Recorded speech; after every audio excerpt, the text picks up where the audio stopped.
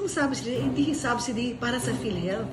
Ang subsidy na yan ay bayad para sa premiums ng mga indirect contributors. Sino sila? 4Ps, senior citizens, yung mga PWD na walang kakayanan. Ito, doon napupunta ang subsidy na dapat manggaling sa gobyerno na na-zero nila. Na-zero nila. Alam nyo, meron tayong batas, yung insurance code, no? 10607, no?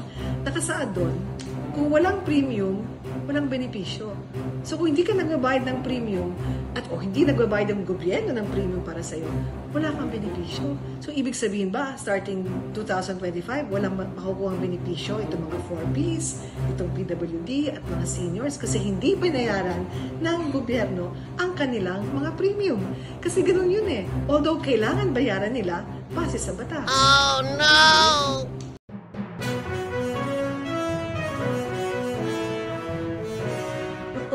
Napirmahan na yung budget ngayong araw na to. Ano po yung epekto ng walang subsidy sa PhilHealth?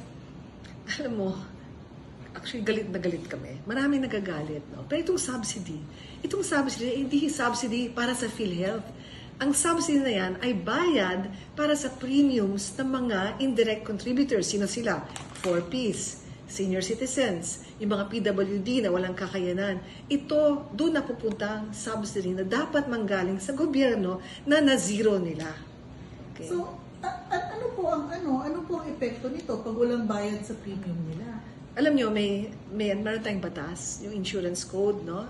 10607, no? Nakasaad doon, kung walang premium, walang benepisyo.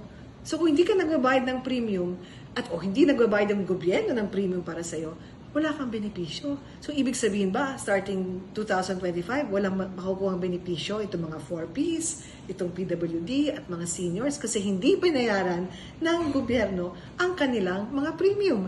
Kasi ganun yun eh. Although kailangan bayaran nila base sa batas. Okay? Paano yun, doktora? Kung zero subsidy, sino ang magbabayad ng premium nila? Magandang tanong yun. Tayo. Yung mga direct contributors, nagbabayad buwan-buwan. Kinakaltasan, walang choice. Pati yung mga employers, yung mga employers na may mga empleyado, nagbabayad din yun ng share nila. Mga doktor, alam niyo ba, kailangan advance yung payment ng doktor. Kung minsan 3 years kami nagbabayad in advance, yan ay dapat mapunta sa atin. Pero ngayon, since hindi ginawa ng gobyerno ang kanilang tungkulin, ayon sa batas na magbayad ng premium, tayo ba ang mag-shoulder? Tayo ba magbabayad nito? Parang lahat ito atin lang, parang kalbaryo natin, no? Pasang krus natin at hindi gagawin ng gobyerno. Alam mo, ang daming nilabag na batas. Aside from the insurance code, Universal Healthcare Act, pati yung sin taxes. Kasi nakasaad sa sin tax law, klarong-klaro, no? Na kung may mga taxes sa alcohol, sa alak, sa tobacco, pati sa sugar, pati sa PAGCOR, no? Kasi sugal yan, di ba? 50% ng tax na yan ay mapupunta sa kalusugan. Doon sa 50% na yon, 80% dapat napunta sa PhilHealth. Saan pumunta yung mga taxes na yon? So kung ayaw nilang ibigay yung estimate ng PhilHealth na 170 plus billion, at least naman ibigay ninyo yung sin taxes, yung mga nakasaad sa batas.